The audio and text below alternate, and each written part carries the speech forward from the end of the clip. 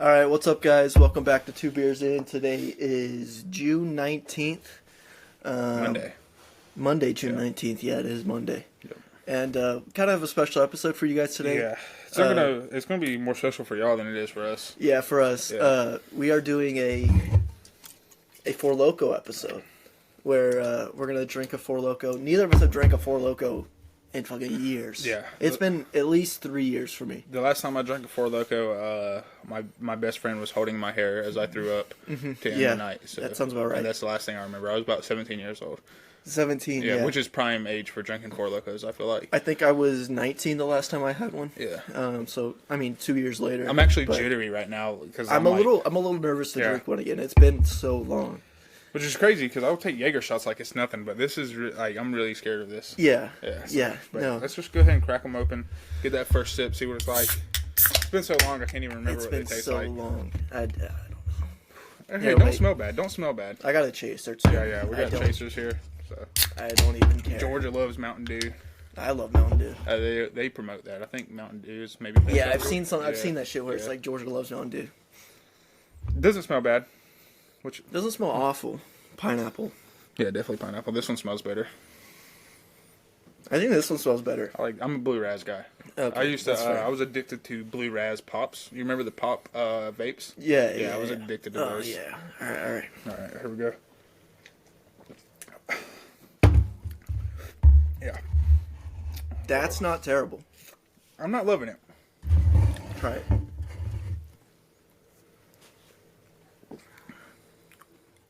I like mine better. Really? Mm-hmm. Okay. Oh, yeah. I'm going to throw up today, y'all. Yeah. Yeah. I don't hate that.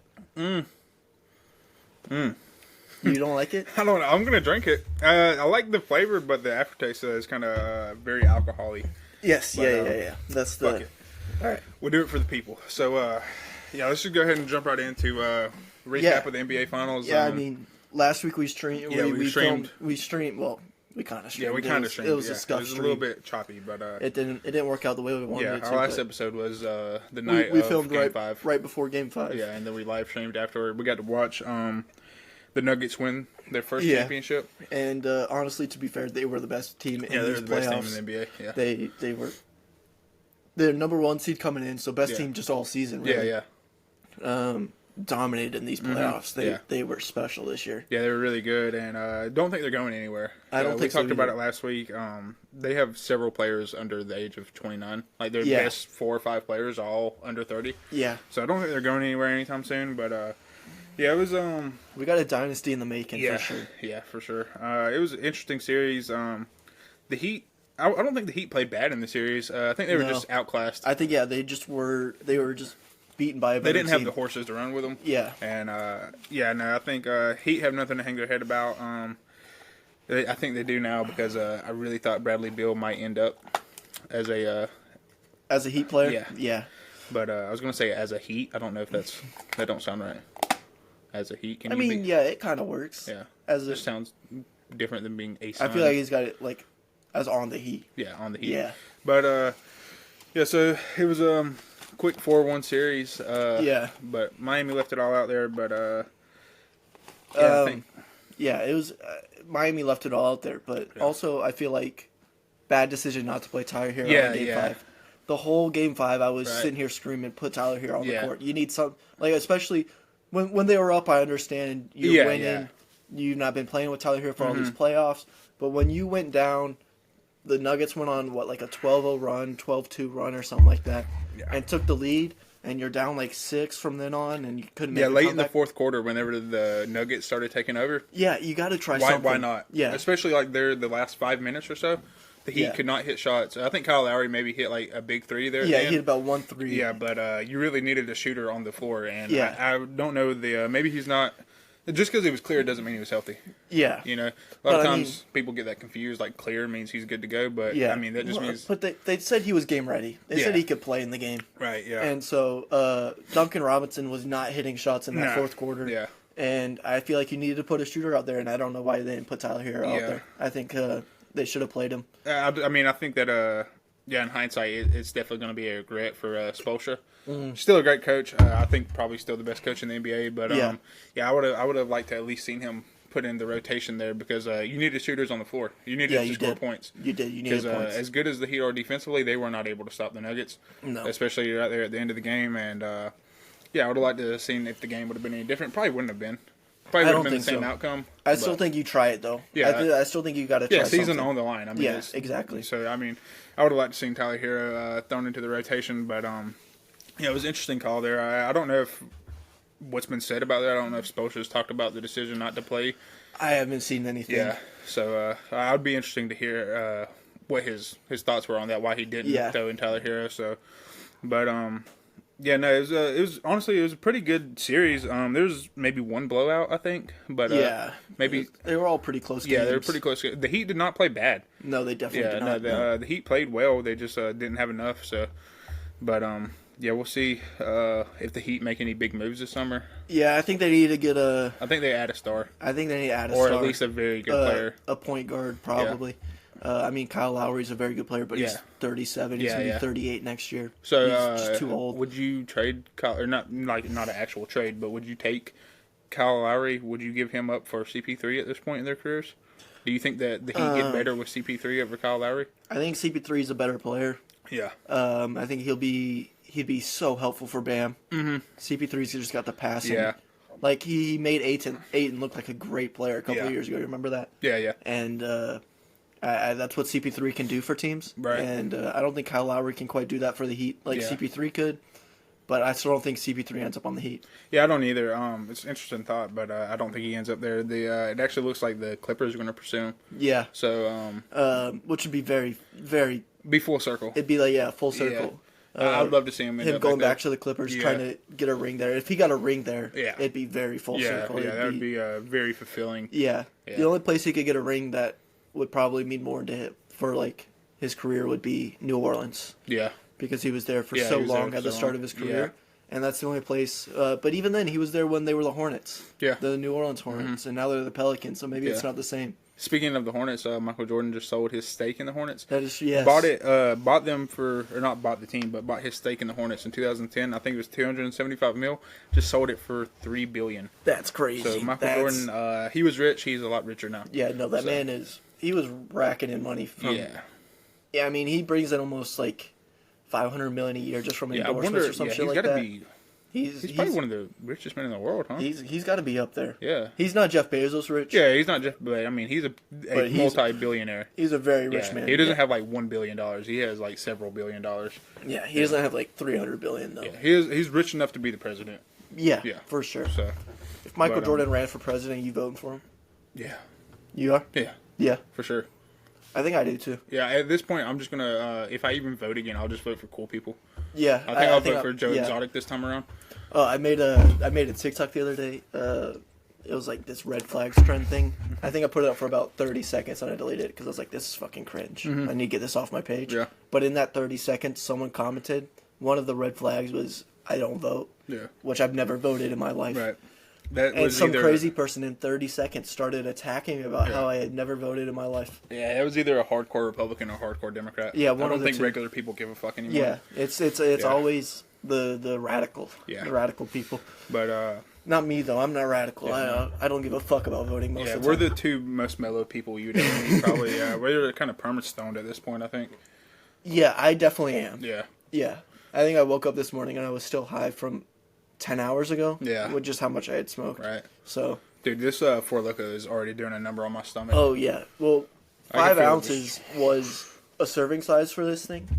What is the? 5 ounces. So 5 ounces is not a lot. Like, it's gonna get to you quick. Anybody that's watching this, if you just drink Four Lokos like on the regular, like this is your beer, you know, like I'm a like.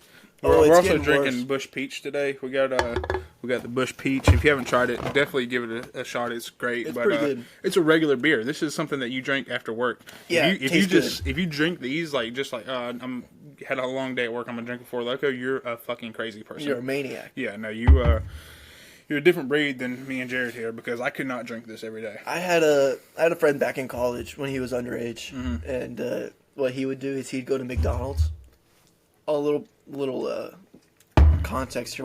I went to a Christian college. Mm-hmm. No alcohol at all. Yeah. Like absolutely at all. Even That's where we started this podcast. Yeah, where we started this podcast. No alcohol at all, even if you're over 21. Yeah.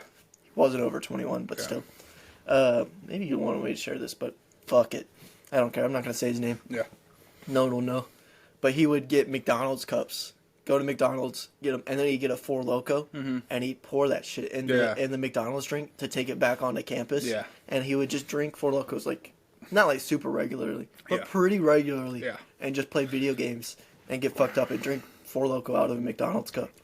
Yeah. Which, that's crazy. Yeah, nah. I mean, he was like 19. I'm not I don't like to drink when I'm gaming. A lot of people like to do that. I don't drink. I smoke. Yeah, I gotta smoke. Yeah. Oh, I have to smoke. Yeah, I have to smoke. If I'm playing card or something, I have to smoke. I have to smoke, but I'm not drinking. Fuck no. Like Mario Kart is really fun when you're drunk. Mario Kart drunk is fun. I think fun games like Mario Kart or like almost like they're like friend games. Yeah, yeah. Like those are so much fun. Me and my boys will play a lot of UFC when we're drunk. Okay, yeah. But like against each other, but not online. Yeah. That's kind of fun. But if you're playing COD, especially if you're in ranked, I will end up shooting my own team. Yeah. I do that when I'm high already and people get pissed off. Yeah, so. Shout out Jackson. Colby did that to me last night. Did he? Yeah. Did he kill you? Yeah, he killed me. That piece of shit. And literally, he killed me, and I looked at him, I was like on the party. I was on the call, and I was like, "Bro, how toasted are you right now?" And he's like, "I'm so fried right now." I was like, "Yeah." I think he thought I was pissed off at him because I was like, "Bro, why did you kill me?" Yeah. And then after the game, I was talking to him, not like during the game, and he was like, "I was like, how fried are you?" He's like, "When you turned and killed me," I was like, "I knew you were fried. I just knew you're so fried." He's like, "Yeah, I'm gone right now." This is getting a little bit better. Mine's getting worse as I drink it. I'm liking it a little more now. So we had also, I think the NBA was kind of waiting for the finals to be over to announce, but we got the announcement on Jaw's suspension. 25 games. 25 games. So what do you think? Yeah. I personally think he's not going to get 25 games. Yeah. I think it's going to get appealed. It's going to get shortened to maybe 10, 5 games. I'm thinking like somewhere between 12 and 18. Okay. Yeah, I still think that he gets a pretty hefty suspension. Yeah, I think 5 is too low. Yeah. I think between maybe 10 and 15, 10 and 20, somewhere around there. Right, yeah. But I'm all for suspending him, but we talked about it before. He broke no laws. Yeah, he broke no laws. Yeah. It's really just a you made our league look bad type of thing. He tried to post a video the other day of a gun lighter. Where he was like, it wasn't a real gun, it was a lighter that's shaped as a gun. Yeah. But also, you never know, he could have went and bought that to try and make a story. Yeah. Where it wasn't a real gun. Yeah, it's a lighter. Yeah. He posted it 4 days later. Right, That's a lot of fucking time. Yeah, so how many games did he miss to end the season last year? He missed like 12? Yeah, so something like that. 25-game suspension, that would put him at half a season that he's missed due to suspension. Yeah, somewhere, it would be around there, yeah. I wonder what the league's thinking is on this. I wonder if, because I think with 25 games, he can't make... You can't make an all-star team. All-star team. Because you have to play something like 70 or 65 games to make an all-star game, which is part of the reason why they did do the 25-game suspension. Because they didn't want him making an all-star game. Yeah, because that would affect his money. Exactly. Yes. But no, I don't like the 25-game suspension. I think that I'm not going to say it was harmless because obviously, he could have harmed somebody. But I think Jaw's a good guy. I think he's made some mistakes, but 25 games just seems. Yeah. It also helps him. He has the NFL, or not the NFL, the NBA Players Association behind him. Right. They don't agree with the 25-game suspension. I'm really hoping it gets appealed and gets below 20 at least. Yeah, and the fact he has the Players Association behind him makes me believe he's not going to. Yeah, I think it's going to end up at 18. Yeah, it's gonna be less, but he's still going to have a suspension. Yeah, for sure. He's going to have a suspension, but we'll see. And that would also affect the Grizzlies a lot if he missed 25 games. That's a lot of games. Yeah, because which actually to end the season they actually played fairly well without him. Yeah, at times. Yeah, but they're not a championship caliber team without him. So you're looking at when he comes back, they could not even be in the top 8. Yeah. They could be like 12 and 13 or something at that time versus maybe being like 19 and 6. Yeah. Something like that. So it's not just going to affect him; it's going to affect the it's a whole organization. Yeah. So big suspension there. Our boy Peter also called the finals. Oh yes, we did not mention this when we were talking about Denver, but Peter. Shout out to Peter. I don't think we actually have this episode out. This is one of our scrapped episodes. Yeah. But he came on the podcast and he predicted a Sixers-Nuggets. Sixers-Nuggets, which wrong on the Sixers. Yeah. But he got the Nuggets. Beat by a miracle. Yeah. They lost to the Celtics, not the Heat. Yeah. Right, yeah. But still, 7-game series to the Celtics, which is a very tough team. And but but then nailed the Denver pick right on the head. A man that knows nothing about sports. Yeah. Yeah. Right on the head with Denver. So. And if he made a bracket, I think it would have been pretty good. Yeah, I think, honestly, I think people that know very little about sports might be better at betting on sports because, like, if you're someone like me or you that has, like, a library of knowledge about sports, you start thinking too hard about it. Yeah, we think too deep into it. Yeah, I think if you're just like, oh, this team has a better player or something, you know. It's like the bet I had the other day where Jokic didn't get his 12th, or I had him, like, over 12.5 rebounds with Kyle Lowry over points and Bam over points. And Jokic was over 12.5, and he got 12. Yeah. And just because I was like, oh, he has to get over 12.5 rebounds. This man rebounds all the time. Of course he got fucking 12, but I know sports, and I'm like, oh, he's going to get over. Yeah, we should have Peter come on again, maybe to start football season, and get him to make some bets some NFL predictions, yeah. Oh, or some bets. He makes some bets for us. Yeah, make some parlays for us. We ride with it, see what he does. Yeah. Oh, I think that's a good segment. Maybe we both do like a $5 bet that Peter. Yeah, Peter makes for us. Just like a 3 or 4 leg parlay, 5 leg parlay, or something like that. Yeah, and just see how he does. Yeah, because he done fairly well with the NBA. He did. Yeah, I think had the Celtics, which it looked like the Sixers had them. They did. Yeah, it looked like they had them, but Jason Tatum humbly, one of the best players in the world. Humbly, he went into Game 7 and sent them home. Jason Tatum, we are never going to forget humbly that you are one of the best players in the world. That will always come up. Yeah, for sure. Yeah, and he is. Yeah, he is. But still, it's very funny. Heat were just almost team of destiny this year. I wish the Heat did it. Yeah, I really do. I don't have anything against the Nuggets.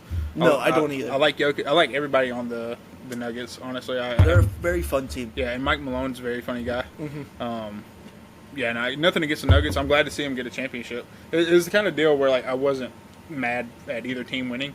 So, for sure. But Jokic is back in Serbia taking care of his horses now. Yeah, taking care of his horses. Also, I kind of want to talk about this. You see all this stuff about Jokic talking about how, oh, it's just another day in the office. Yeah, I want a ring, but it's not that. It's not the basic. Yeah. Maybe I'm the opposite of everyone else here, but I don't like that. A lot of people aren't liking that, actually. I know a lot of people are like, oh, it's just a job for him, and he's laughing at it. To me, though, you have the cushiest job in the world. Yeah. You are a star basketball player. Right. And you're like, oh, I don't really care. Yeah. That pisses me off. Yeah, but at the same time, I see what you mean. I do, but I think that for him, he's a guy that came from a place where he probably never thought he would be in this situation. Yeah. So I'm sure he's very grateful to be where he's at, but at the same time, I think that life is more to him than just basketball. Yeah, I get that. I think he's a family man, and I think he loves horses. I think he came across the wrong way in my mind. Yeah. Because he literally does not know where his Finals MVP trophy is. He found it. He found it. He found it? Okay, he lost it, but he found it. Okay. Yeah. But, it was just there's so many people who would literally kill to be in your position. Yeah. Literally take multiple people's lives to win an NBA championship. CP3, we're talking to you. Be on a $50 million a year contract. Yeah. And you're just like, oh, it's just my job. I don't like my job. Yeah. That's crazy. Yeah. Because so many people love basketball. Mm-hmm. Yeah, no. And I just wish he, loved basketball as much as people who love basketball and aren't as good. Right, yeah. And so that's it just kind of bothers me. No, I definitely see why it would rub people the wrong way. But also, I kind of think it's badass. That he's just so nonchalant about it. This is off topic, but Dustin Poirier had a fight when he knocked out McGregor. He goes over to Joe Rogan and Daniel Cormier. He's like, I don't even like this shit no more. I just got that dog in me. Yeah. He's like, I don't even like to fight. I just do this because I'm good at it. Yeah, but at least he used to like fighting. Yeah. Jokic, it seems like he never even liked playing basketball. He was just good at it. So he's like, fuck, I could do this. Yeah. And he just reminds me of a quarterback in the 70s, just throws a pick and then goes smokes a cig on the sideline. He's like, whatever. Yeah, exactly. That's kind of, so I kind of, to me, it's kind of badass. But yeah, I see why it's rubbing people the wrong way for sure. Yeah, but, I just know if I had the chance to play any professional sport, I'm taking that chance. Right, yeah. But maybe also he's trying to look cool. I don't know. Yeah, I don't think that's Jokic though. He's kind of very down to earth. Yeah, I think it just boils down to him just being. Basketball is not the most important thing in his life. Yeah, his family is, which I understand that. Yeah, I get that for sure. But it's still. Yeah. I was kind of like, damn. Yeah. There's so many people that wish that could be done. Do you think that it might affect team chemistry there? Because a guy like Jamal Murray. I don't think so. Jamal Murray wants to win rings. Jamal Murray wants to be an all-time great. I don't think it affects team chemistry because they've all been playing together for 4 years now. Yeah, and they all know who each person is. Obviously, they could still play together the same way. But do you think that a guy like Jamal Murray wants to be an all-time great? He's been very vocal about that. He wants to be like a Kobe Bryant, a Michael Jordan. He wants to be one of those guys. Do you think that he could potentially get rubbed the wrong way by that and be like, this guy isn't maybe? He thinks Jokic isn't taking it serious or taking it as serious as he is. I see where you're coming from, but I don't think so. Yeah, I don't really think it happens either, but I can see something like that. Yeah. Getting in the way of the team's chemistry. Yeah. Because, Jamal Murray is a very happy man right now. Aaron Gordon's a very happy man right now. Aaron Gordon is still drunk somewhere. Yeah, but there's two sides to Jokic because, you saw him at the parade. He was fucking partying and living it up and having a good time. So there's both sides where I think he was just kind of over all the press maybe when he was doing all the it's just a job. I don't want to be here. And maybe it was he had to talk to the press, so he's like, this is just a job. Yeah. So I have to talk to the press. Right, yeah. This is what I have to do. Yeah. And maybe he just wants to play basketball more. Yeah. I don't know. Maybe he was just upset about having to talk to the maybe press. he just hates the media part of everything. Yeah, he might just hate that part. Because on that parade, he looked like he was having a great fucking time. They all were. Yeah, he was having a great time. He was like, I'm fucking glad. It was honestly a fun parade to watch. Yeah, all the clips that came out, it was one of the the funner ones to watch, or more fun ones to watch. Yeah, and so it could have just been him being like, fuck, I don't want to talk to media today too. So I don't think it's going to cause any problems. I think him and Jamal Murray honestly they're just good friends. I think, and they get each other. So. Yeah. I don't see any problems with team chemistry in the future. Yeah. Okay. Another parade that just happened was the Vegas Golden Knights. Yeah. They won the NHL Stanley Cup. Yep. And let me just say, Vegas probably is one of the sickest places to have a victory parade. It's got to be. It's got to be so sick to have a victory parade there. Yeah. You're just getting fucked up. You could just you watching the parade, you're getting fucked up, you're fucking partying. And you just step into a casino and gamble real quick and step back out, parade's going on. Yeah. I feel like Vegas has got to be so sick to have a victory that's parade. definitely a good way to get arrested after you win a championship. Oh, yeah. Yeah. I almost want the Raiders to win a Super Bowl to see that victory just to see parade. the city burn. Exactly. Yeah. It would be, but absolutely fucking crazy.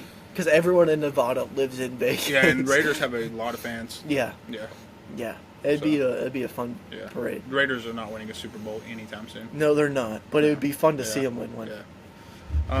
We had a lot of NBA free agency this week too. The biggest thing that happened was obviously Bradley Beal to the Suns.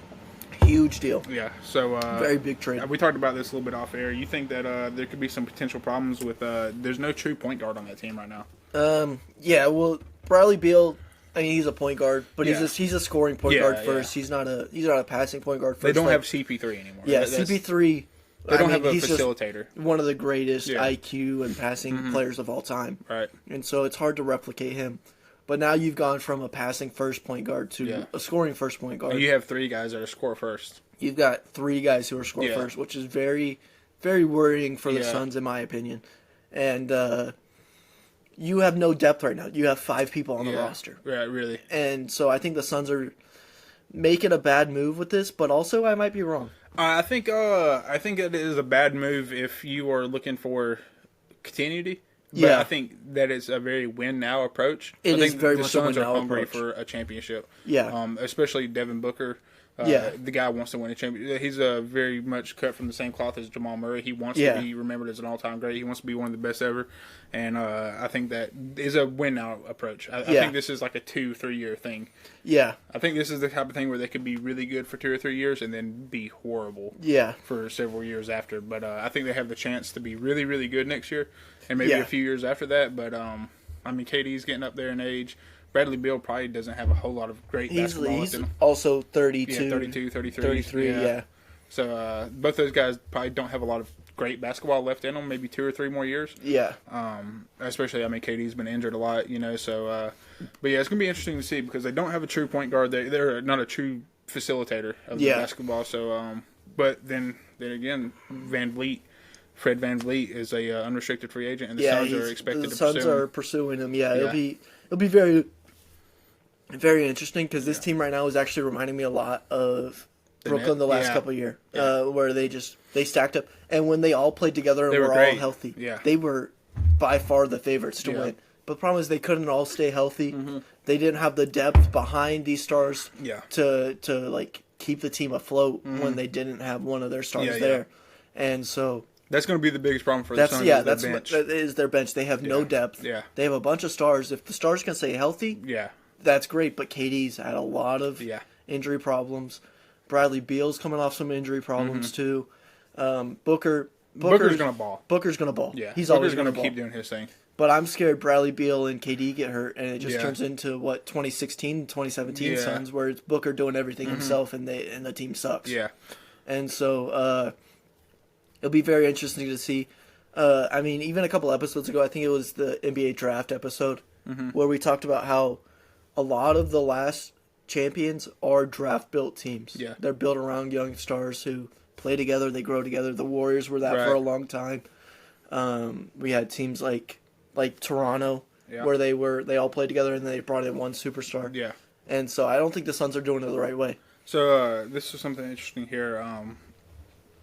Draymond Green also. Yes, Draymond just opted out of his contract. Yeah. Do you think that he would take a pay cut to go play with KD again? Because then you would have your facilitator. Yeah. You would have especially a defensive player. Yeah, you would have a great defensive player, and you'd have. I mean, Draymond's probably a top 10 passer in the league. Really. Yeah. You would have. He's a very good passer. You might could even play him almost as a point guard. Maybe not offensively, but on the defensive end. I mean, you could, not on the defensive end, but on the offensive end. Yeah. You could really play him almost as like a traditional point guard. Yeah. And, because, I mean, he can guard at least, maybe not, he used to be able to guard 1 through 5. He can still guard 1 through 3, and he's a great passer. Yeah. I wonder if Draymond would take a pay cut to go to the Suns. Yeah. I think teams are going to struggle with Draymond right now. Yeah. It's because Draymond seems like right now he's not as focused on becoming a great NBA player. Yeah. He's focused on his life after NBA. Right, yeah. He's trying to set up being an analyst. Yeah, analyst. He's got his podcast going. Yeah. He's got a lot of other shit going on in his life right now that he's trying to set up for after NBA life. So he's set for the rest of his life. And if he could mellow out a little bit, he'd probably be a great coach. Yeah. He'd probably be he has a very high IQ. But I think teams are going to worry about him trying to do more off the field than he is, or off the court than he is on the court, and trying to set things off the court instead of focusing on court things and working with the team. So it'll be very interesting. I think this is kind of a crazy take, but I think we could see Draymond retire this year. Really? You think he might just call it a career? Yeah, and go into analyst. Yeah. I mean, he obviously likes that shit. He's got his own podcast. He loves talking. Yeah, he's been on ESPN a couple times. And maybe it's not the end of his career this year, but at least in the next couple of years, he's going to be on ESPN being an analyst. Yeah, he's really done everything. I think he has 4 rings. He's been part of some of the greatest teams ever. So, I think... I don't know. I think you at least kick the wheels on it if you're the Suns. Though. Yeah. You need a passer. You need some defense. Too. Yeah, you need some defense. You have a point guard, but you don't have like a true traditional point guard like you had in CP3. And I think that Draymond could kind of fill that role. Yeah. So it'd be really interesting, and it'd be really interesting to see KD and Draymond back together. Yeah, because they had some problems, but I think they also had a lot of mutual respect. Yeah, Draymond's just got problems with everyone, though. Yeah, and then they just have a bunch of mutual... I think that's why he's an unrestricted free agent right now. Yeah. Because for years, I mean, he's been this way for years, but I think him punching Jordan Poole, that was I think as good as I'm not going to say the Warriors were great this year, but as good as they were, I think that was their downfall. It created a rift in their program for the whole year. Mm-hmm. It wasn't just a one-time thing. It created problems for the rest of the year for sure. Yeah, especially towards the end of the season when Jordan Poole wasn't getting as many minutes. Yeah, it was just kind of weird, and it was something we haven't seen out of Golden State since Steve Kerr's been there, where the chemistry didn't seem. Yeah, it just didn't seem right. Yeah, because for years the Golden State, you could say they were probably the most synchronized team in the NBA. Yeah, I mean, for sure. Even when KD was there or before KD, I mean, they were a well-oiled machine. They've been a very good flow for 5, 6, 7 years. Yeah, so for sure. And this was the first year that we've seen Draymond's antics kind of affect them negatively. Yeah, for sure. Yeah. Yeah, always in the past it's been antics against like other teams more. Yeah, yeah. And it just kind of came out on his own team this year. He was trying to play mind games, but he ended up playing mind games with his own team that kind of fucked him over. Because I know when KD was going to go and State, they had the shouting match in the locker room. Yeah. And but it kind of ended up, I think they won the game. A shouting match is very different than punching someone in the face. Yes. Physical alteration changes the situation a bunch. Yeah. So, I think Draymond might have messed up the chemistry there in Golden State, and probably why he's I don't know how much Golden State wants him back. At this point. I don't know if maybe it's like he's not accepting it's a player option, right? Yeah. He's not accepting a player option to take less money. Yeah. So they could be a championship I think it's team. a $27 million player option. Yeah, it's a lot of money especially for a role player. Yeah. So maybe he's just going to decline the player option, re-sign with Golden State for less money. Yeah, so that's something that could definitely happen. Yeah. Where he's just trying to free up cap space. Right. And if he were to do that, I think it would kind of help them out. I think that it would help him, like the team image for Draymond. I think that the team would look at him a little bit differently now. Yeah. After punching Jordan Poole, I think they'd be like, okay, he's still on our side. Hey, respect. You're trying to help us win a championship. Yeah, I think Draymond's just the ultimate competitor. Yeah. Really. He is. He's almost too competitive. So. Yeah, it's I really am interested where Draymond would end up if he doesn't. It would be. Golden State. It's hard to see him anywhere but Golden State because he's been there his whole career. Yeah. And he's literally only played with Steph and Clay, and he's played with the same team for almost 10 years now. I'll just throw this out there. Him and LeBron, great friends off the court. It's true. I don't think he goes to Lakers, though. I'm not saying he goes to the Lakers, but there is a relationship there, a pre-existing relationship. Him and LeBron are very good friends. Yeah, which is funny because it's very surprising. After their beef in, 2017, 2018, and now they're just like... I think that it's just like he understands that LeBron's the best of this generation, and LeBron understands that this guy's just a very good basketball player, very good defensive player. He's given LeBron some fits over the years. Not too many. I mean, LeBron is still LeBron, but... Yeah, he's still LeBron. Yeah. I can't see him anywhere else other than Golden State. I think it's going to be very interesting storyline this offseason where he ends up, or if he ends up retiring. I don't think it's a crazy thing to say. I think if we don't see an announcement within the next 2 weeks, I don't think he re-signs with Golden State. Really? Oh, yeah, that makes sense. Yeah. If it's not done within 2 weeks, I think he goes somewhere else. Yeah, that makes sense. And I think he goes to a contender. I don't think that a player... Yeah, he's like CP3. He wants another ring. Yeah. And... I mean, I agree with you. He is a role player, but he's a very valuable role player. He is a valuable, He's a good leader off the court too. He knows what it takes to win an NBA championship. Yeah, he's been there, he's done it. So I think he goes to a contender and is a major piece. There's definitely upsides to having him, but there's also definite downsides. You could also see maybe a sign and trade. Yeah, because there's so much there at Golden State. I mean, they've done it for so long. I don't think Draymond would just walk and not let them get anything in return for him. Yeah. I think Draymond would maybe be like, okay, I'll sign and y'all can trade me. Yeah. I think that he's been that kind of teammate. Because even though he did punch Jordan Poole, I think he's been a very good teammate for the most part over these last few years for Golden State. So I think a sign and trade is very possible there. Yeah, it's possible. Yeah. It'll be interesting to see. I really don't know where he's going to play next year. Yeah. He's one of the few players where I have no clue. Yeah, I just have no idea. Like a lot of these free agents. Maybe Miami? Maybe, yeah. Yeah, a lot of these free agents, you're like, I have an idea where he's going to go. Yeah. I have no clue where Draymond's going. Yeah, I have no idea. Like Damian Lillard, big free agent this summer.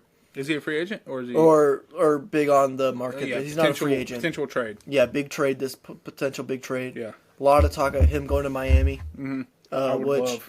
I would love that. Mm-hmm. Yeah. I think I like Dame to Miami a lot more than I like CP3 to Miami. I think if Dame ends up in Miami, I think that Miami is the betting favorite in the East. Yeah. That's it's between them and the Celtics. Yeah. Yeah, I don't know. You can't really count on the Sixers right now. Yeah. Just with the spot they're in. Yeah, they don't have a coach. Change, yeah. They don't have a coach right now. They have Nick Nurse. Oh, that's right. Yeah. They do have Nick Nurse. Yeah, but they're losing Harden. They do have Nick Nurse. But they're losing Harden, but they have Nick Nurse. Yeah. I forgot about that. Sorry, there's 4 lokos getting to me for sure. Yeah.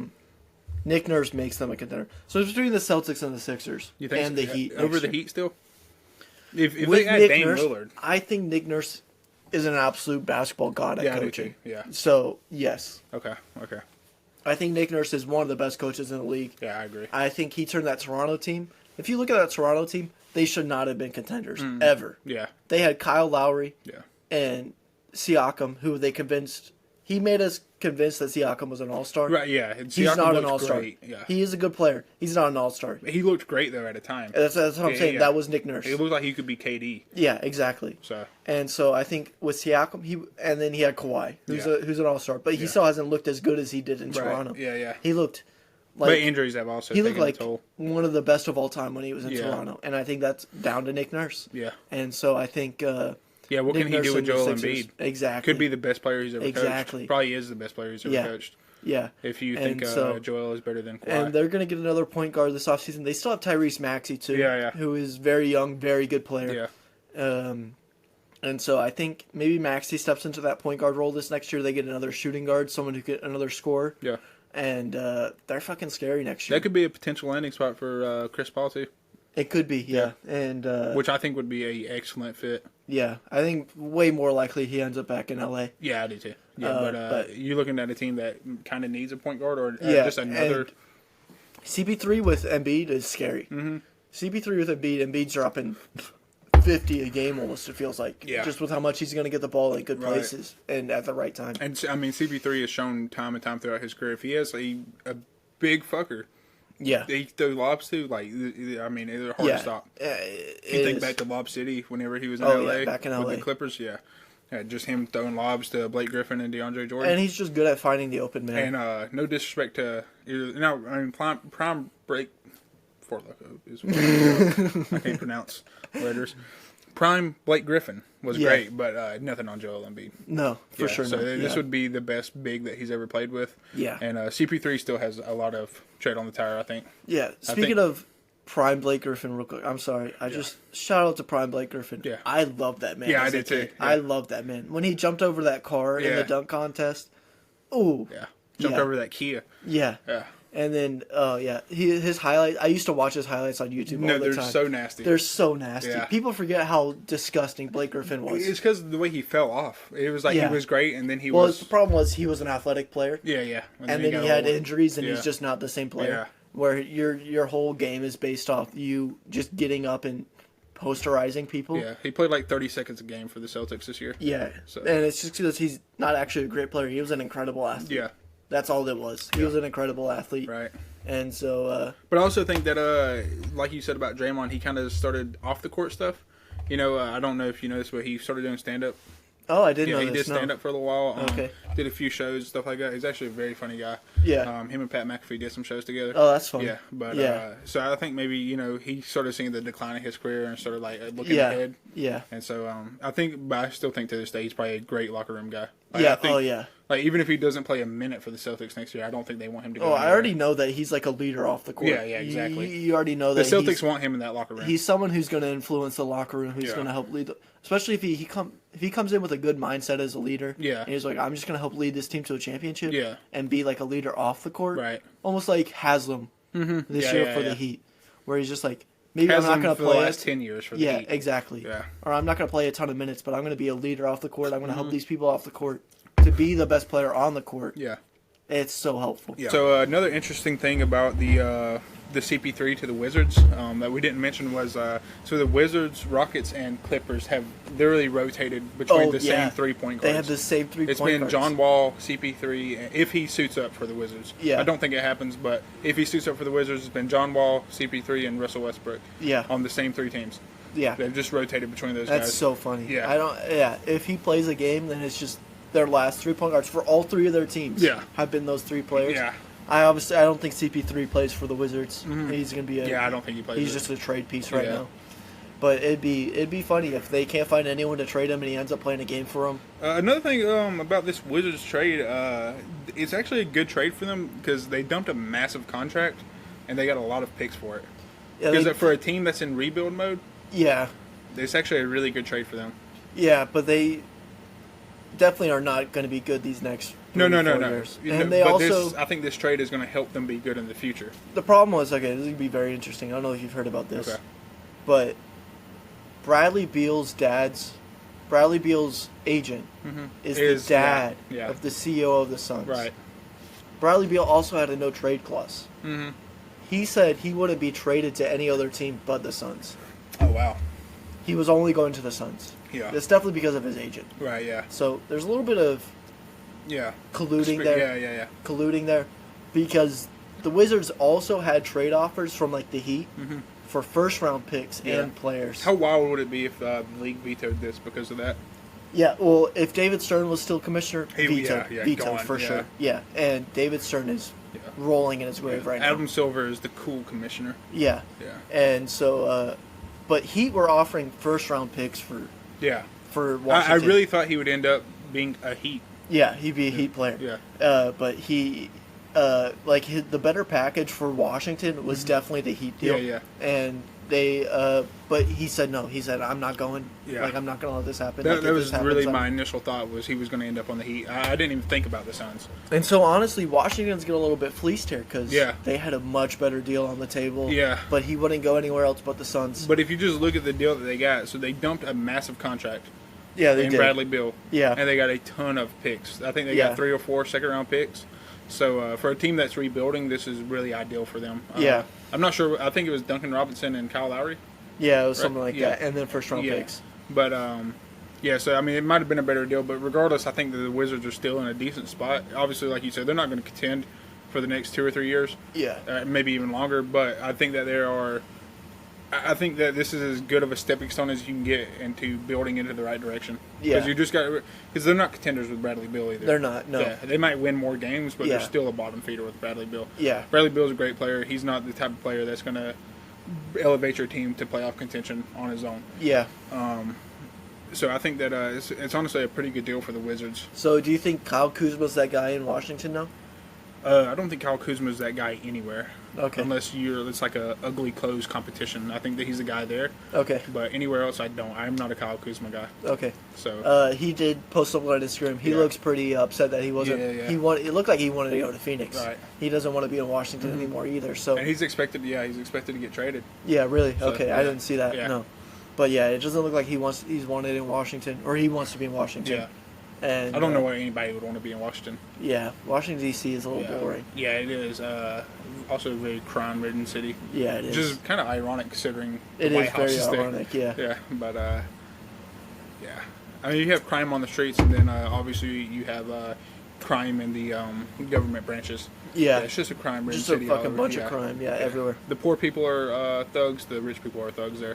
Yeah. So yeah, Washington should honestly just sell the team. Honestly, yeah, I don't think this is going to be crazy, but I don't think there needs to be any sports team in Washington, D.C. Yeah. Even the Commanders, get them out of there. Right, yeah. The Commanders should be sold. I think they will be sold here very soon. Washington, D.C. is such a weird place to me. Yeah. Yeah, sure, there's it's people not that even live like, there. Yeah. But everyone that lives there is like politics people. Right. No one's living in Washington, D.C. That's all just to live in D.C. So it's politicians, and then it's like thugs. Like, that's people all who are like is. living in the projects. Yeah, it's like very poor people that like, do crime and shit. And I know this because I'm a big Dave Chappelle fan. He's like, he grew up in Washington. He's like, that's the fucking worst place in the world. Yeah, it's like you either have the elite of the rich or the poor of the poor. Right. Yeah. That's all you have in and Washington, they're D.C. all fucking thugs. Yeah. Every one of them. Yeah. So. And so I think honestly, get teams out of Washington, D.C. It could be our country's capital. I don't give a fuck. Yeah. But get teams out of there. It is not a booming market. It is not a place where you're gonna thrive. Just fucking leave. So let's not even worry about relocating the Wizards or the Commanders. Where would you relocate the country's capital? Where would I relocate the country's capital? Yeah. All right. What is a good city? Okay, I think something more central, away from the ocean, is better. This is just from like military perspective. Okay. No Navy attacks coming. Nothing like that. Chicago. Chicago. Okay. You definitely have a lot of guns in Chicago. Yes. Yeah. No, there's a lot of problems in Chicago with gang wars and violence and stuff. But geographically, I think Chicago's the best city for a capital. Yeah. Maybe not the best city as it is right now. You probably go to Chicago, then you get on the phone with Chief Keef, and you try to get his guys to be like... Yeah. I mean, Chief Keef robbed Migos, so obviously the man knows his way around some, fuck a tree. He knows what he's doing. Yeah. Yeah. Shout out Chief Keef. These bitches love Sosa. Yeah. And then I think after Chicago, though, which is the best geographically, I think the best city by city-wise is New York City. This hot take. I'm going to say Austin, Texas. Okay, Austin's booming right now. Austin is booming right now, and Texas is a place that is a very nice blend of like right and left. Yeah. Believe it or not, like a lot of people think of Texas. Well, okay, so yeah, a lot of people who are a lot of people who live in California are in Austin. Yeah. They're not in, but there's also you still have the Texans who are very right wing. Yeah, but then you have people that are like normal people living in Texas too, like people like me and you that are not really partisan to either side. And yes, I think Austin might be. It's a nice city. They actually done really well getting like cleaning up the homeless thing. Yeah, it's very clean in Austin. It's a very clean city. Yeah, it was kind of homeless ridden there for a while, but they actually did a really good job with that. Way better than LA. And so yeah, I think Austin would be a nice place for it. Yeah, I think the only city in Texas I would ever live in is actually Austin. I would live in like a small town. See, I'm not a small town guy.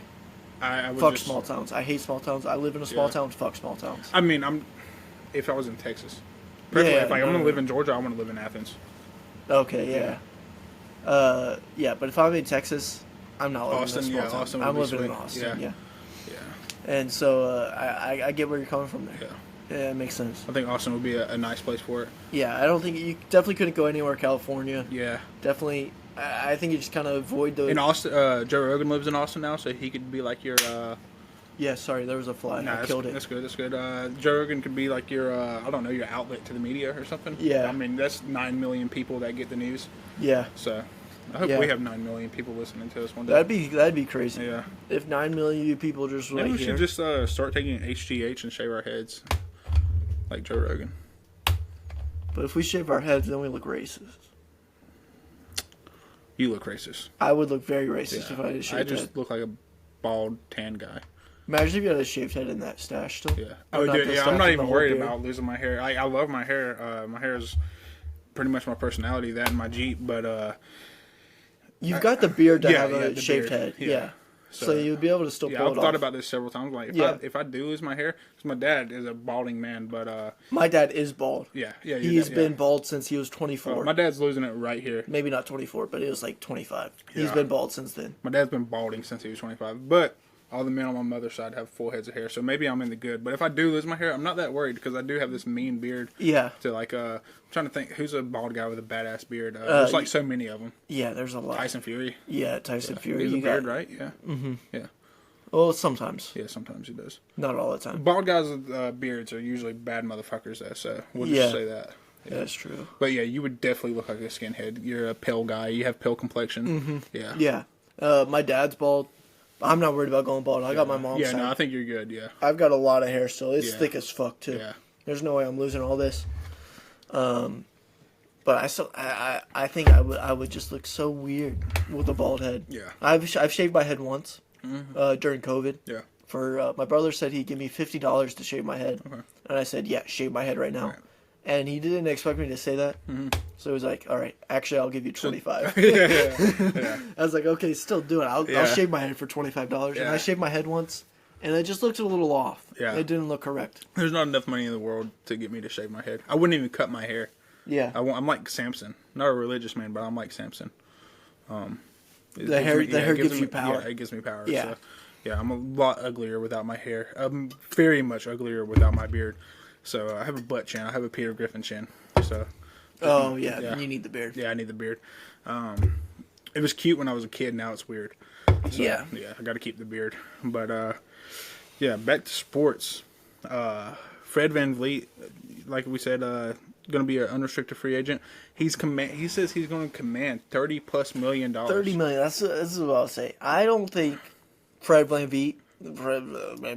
Fred. Yeah, Fred. Freddie boy. Fred VanVleet. Yeah. Is worth $30 million. I don't either. I don't think he's worth close to it. I don't think he's worth close to $30 million. Where do you rank him as far as point guards in the league? Point guards in the league? He's top 10? Top 10. So let me try and name 10 that are better. Yeah, Steph Curry. We got Steph Curry. We got Damian Lillard. Yeah. We've got James Harden. Mm-hmm. We got Kyrie Irving. We've got Tyrese Halliburton. Dude from the Knicks, what's his name? Jalen Brunson. Yeah, I would go with him. I'd definitely take Jalen Brunson over him. Halliburton's maybe some people are like, you're taking Halliburton? I'm taking Halliburton. Wait, he's fucking better. He plays for the Pacers. He's third year in the league. We got De'Aaron Fox, who's better. Yeah. We've got Donovan Mitchell shooting guard, yeah. I will take D'Angelo Russell over him. Yeah, D'Angelo Russell. I will take LaMelo Ball over him. Will you take CP3 and Kyle Lowry over him? Oh, I'll take Lonzo Ball too over him. Lonzo, the only problem with Lonzo is his injuries. Prone, yeah, I'm taking LaMelo over him for sure. Yeah. Lonzo, I'm just worried about injuries. Yeah. And how much he's actually going to play for you. Right. The Bulls have said he may never play again. Yeah. And so that's why I'm not going to take him. Yeah. But even then, I would rather take a young Cade Cunningham right now than him. But obviously that's not possible. Fred VanVleet, good player for sure. Very good facilitator. Yeah. He's like a CP3 type of player. But not as good as CP3. Yeah, and he's also been on a championship team. He has won a ring. He played under an all-time Toronto great, Kyle Lowry, the greatest. Yeah. I think we settled that. I think Kyle Lowry. And one, I think Kyle Lowry is the Kyle greatest Lowry, Raptor. it might be the greatest Raptor. Yeah. I think he is. Yeah. Between him and Chris Bosh, I think. No, Vince Carter. Vince Carter, yes. Yeah. But Kyle Lowry is definitely up there as an all-time Toronto great. Got to play behind him. Got to play with him. Yeah. Was a key part of that championship team, actually. So. Yeah, he was. But I still... But it was Nick Nurse, though. I still see him as just an above-average role player. Do you think he reunites with Nick Nurse maybe in Philadelphia? That would be a very interesting fit. Yeah. And I think it could because I think Nick Nurse is like, I'll give him $30 million. I know it's not his call, but I think he will tell a GM like, hey, I want this guy on my team. Yeah, and I think that could be a very good fit. Yeah, I think it would be a good fit. You have a point guard chemistry with the coach. who's played with the coach. Yeah. He knows how to run the offense. Yeah. And he would have a very good supporting cast around him. Yeah, really good supporting cast. He's not going to be the star player, obviously. No. Fred VanVleet is not a star player. But he would have Joel Embiid. And you'd have a lot of depth right there at point guard with him and Maxey, too. Yeah, Maxey's going to get more minutes. It's going to be him and Maxey running the 1 and 2 for sure. Yeah, I think that actually might, if I had to make a prediction right now, I think Fred VanVleet ends up a Sixer. His best fit, I think, is the Sixers. I don't think, again, he's one of those players, I don't see him going to a small ball team. No. And he's chasing rings because he's older. Yeah. He wants another ring. Yeah. And so, it makes sense to me that him at the Sixers. I think him and I think that maybe he would take less than what he's asking for. Yeah, I just don't think a lot of teams are willing to spend $30 million on him. Maybe it's the type of thing where he's like, I want $30 million plus to try to get like 25. Yeah. You know, I don't think that he even believes. He's saying 30 to try and get 25. Yeah. Yeah. Or 20 even. I don't think he believes he's the $30 million player. Yeah. Didn't he have an option with Toronto? Yeah, he could have. What was that? It was like $20 million. I'm not sure what the money was, but it would have been like one more year with them. Yeah. Yeah. It was like $20 million. Yeah. I feel like it was like $27 million or something like that. Yeah. Where he turned it down, or $25 million, and I think he just wants out of Toronto. I feel like if he might not be thinking about money either. He might be thinking about rings. Right. Yeah. And so I think he takes less than that $30 million to go to the Sixers. Yeah. I don't know why. I mean, that seems. I don't know. I haven't thought of that till just now, but that seems perfect. Yeah. I mean, that seems like a very good fit, especially with Nick Nurse there. I don't know how close they were as player-coach, how close their relationship was, but it really seemed like it worked there. Yeah, it did. So, yeah, especially for a while. If I was a betting man, I would bet VanVleet ends up a Sixer. Yeah. Okay. I think that's a good bet. There's nothing else that fits as well as that does. Yeah. So. Maybe he ends up on the Heat. Yeah. Depending on what happens with Kyle Lowry. Yeah. We'll see, because obviously Kyle Lowry's maybe not on the block, but, I mean, they're willing to trade him, obviously. Yeah. Because they were going to trade him for Bradley Beal, so. Yeah. We'll see. And that would probably, at this point, be an upgrade. Yeah. Because you would have longer with him. So, we'll see what happens there. What else do we got? CP3 to the Clippers. That looks like it. We've mentioned this a little bit throughout the episode. Yeah. Just a couple times passing, where we think him as a Clipper is just really full circle. Yeah. I do want to see him as a Clipper. Yeah, I want to see him as a Clipper. I want to see him as a Clipper. Yeah. Just to like high school, middle school me, just be like, fuck, yeah. Chris Paul's a Clipper. Yeah. This is what I want to see. Right. Yeah. And but I think he helps that team too. But the other landing spots for him, other than the Clippers, what do you think? It's tough to say because I mean, I think he was still a good player this year. Yeah. He's still a good point guard. He's 38 years old, though. Yeah. So, I mean, you got a team like the Heat. They have a 37-year-old point guard. Yeah. So, are they going to want to take a chance on another 38-year-old? No, I don't think so. Maybe the Bucks. Maybe the Bucks would want him. It'd be very interesting. Yeah. Who do they have running the point now? I guess. I don't even know if I could tell you that. It's not Middleton. It's Middleton's Holiday. a small forward. Oh, Drew Holiday's kind of running the point for him. Yeah, and I think Drew Holiday. But it kind of make if you bring in Chris Paul, it'd make Drew the 2 guard, like the true 2 guard, and Chris Middleton the 3. Yeah. That would work fairly well. Yeah. But right now I think that the Clippers are the best fit. Yeah. Do you think that if he ends up with the Clippers, do you think Russell Westbrook leaves or stays? That's very interesting. I think Russell Westbrook could be one of the best 6 men off the bench. Yeah, I think that his style of play. I don't know that CP3 is necessarily a better player right now. Yeah. But the style of play, like CP3 is a more of like, I don't know how to reference it in basketball. But he's methodical, technical. He's more of an every down back. Yeah. If I was going to like put it in football terms, he's more of an every down back than Russell Westbrook is. Russell Westbrook comes in and like gives you energy off the bench. Yeah. So and CP3 obviously would not do that. He's not energy off the bench. So I think that Russell Westbrook would probably stay. Yeah, because, I think so. I think he'd be a great 6 man with Chris Paul as a starter and bring that energy off the bench. This is exactly what I was thinking with him. Yeah. And if he doesn't leave in a Chris Paul trade, is if he ended up being the 6 man for them, bringing the energy off the bench. He almost played the 6 man role a lot when Bones Highland wasn't playing. Yeah.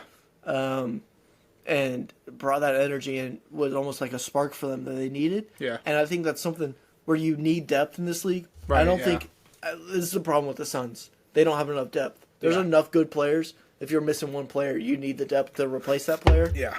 And with Russell Westbrook as your 6 man, that's a very good 6 man in my opinion. I think the league, a lot of teams or a lot of organizations in the league have fallen in love with this big 3 idea. Yeah. Outside of Miami, it's never really worked. You have Golden State. But, I mean, even when San Antonio is the only other team that comes to mind when they had a big 3. But it wasn't a big 3. It was Manu, Tim. It was Tim an all-time Duncan, great and 2 very good players. Yeah, Parker.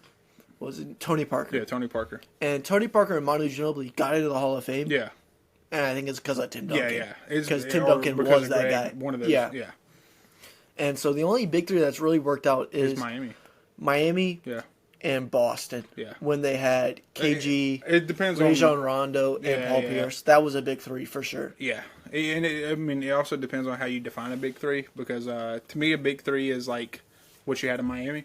Yeah. Maybe the Celtics. You could call. No, I'm counting the Celtics because Rondo was like was a baller. Yeah, he was a prime baller. Rondo was a baller. KG obviously. Would you consider the Bulls in the '90s a big 3? No, big 2. Scotty and Mike. Yeah, and then a really good. And then a very good Dennis Rodman.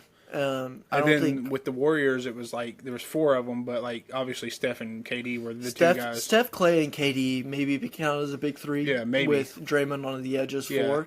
But it's almost like you have 4 there instead of just 3. Yeah, it's more of a fantastic 4. If you will.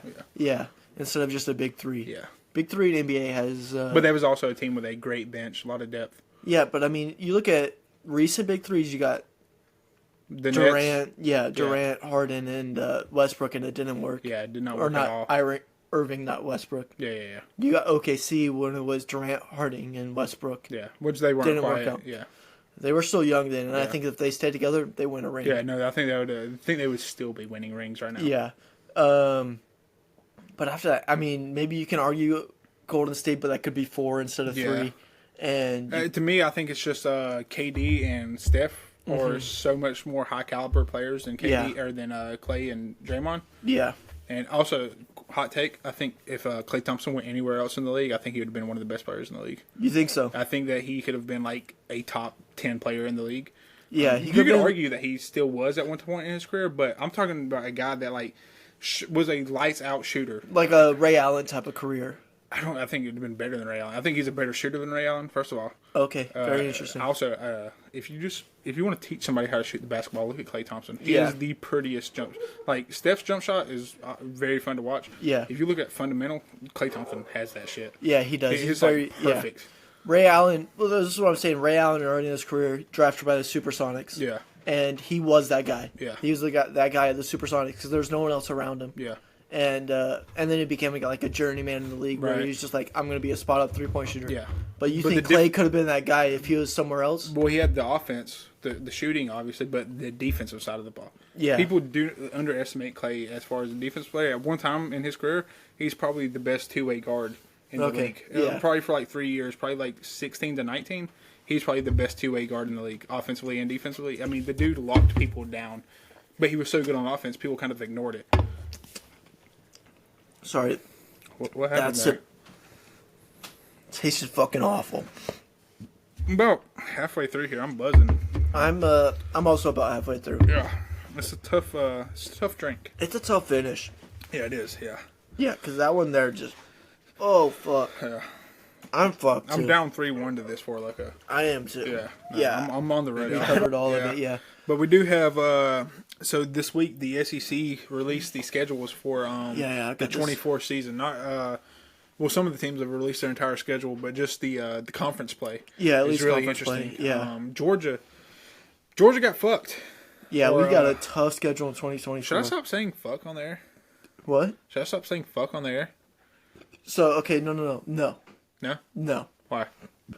Be yourself. Okay. Use fucking real life. Yeah, I do. I use fucking real life. All right, cool. What we need to do is stop using fuck in the first minute.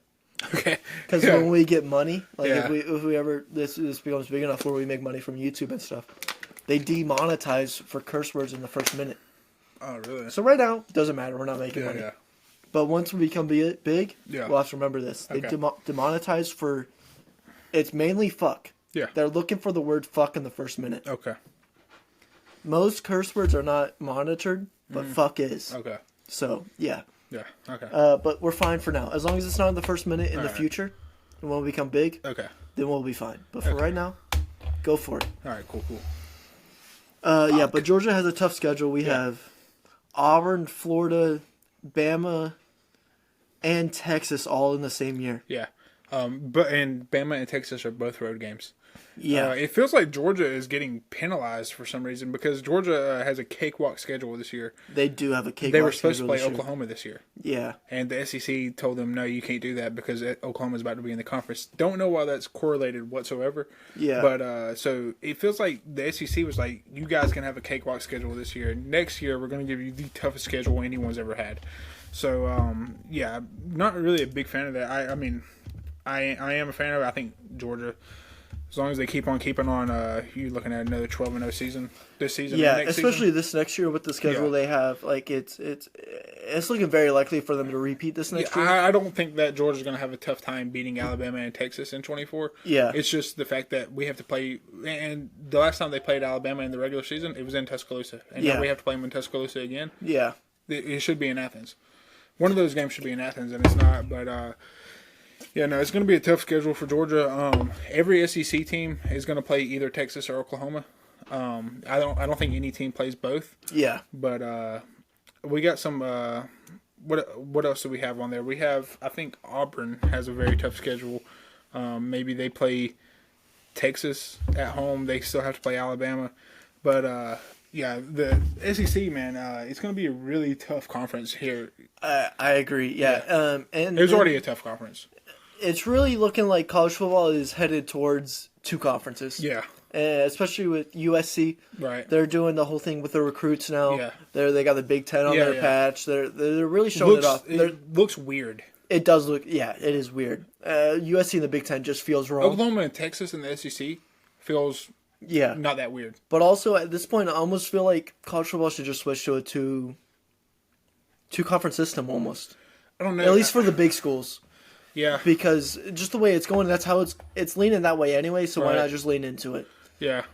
Because Oklahoma or USC and UCLA both to the Big Ten, which don't make sense geologically.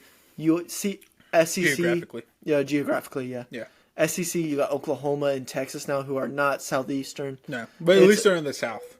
They are in the south, but they're not eastern. Right. They're not eastern. Not at all. And so honestly at this point, to me, it feels like we should just switch to, at least for all the big teams, we make just power conferences. Yeah. Where they're just power conferences. Maybe it's just a whole shift into how the conferences are built in college football in the first place. Because at this point, I feel like it's not working. Yeah.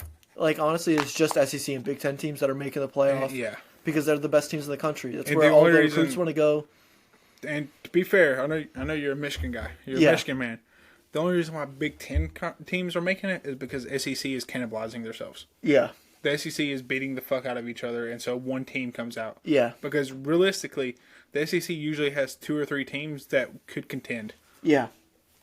And I'm looking at this schedule, even for like a Bama, they're going to have Georgia, Auburn, LSU, Oklahoma, and Tennessee all in the 2024 season. Tough. That's a tough schedule. There's not a schedule on there that's not tough. Yeah. Like, try to find me an easy schedule on there. There's not one. There's not one. Yeah. There's literally not. Especially because they've done away with divisions. Yeah. Which I love, by the way. Like Florida 2024, they're going to play a Kentucky team. Yeah. Going to be tough. Yeah, going to be tough. LSU, going to be tough. Yeah.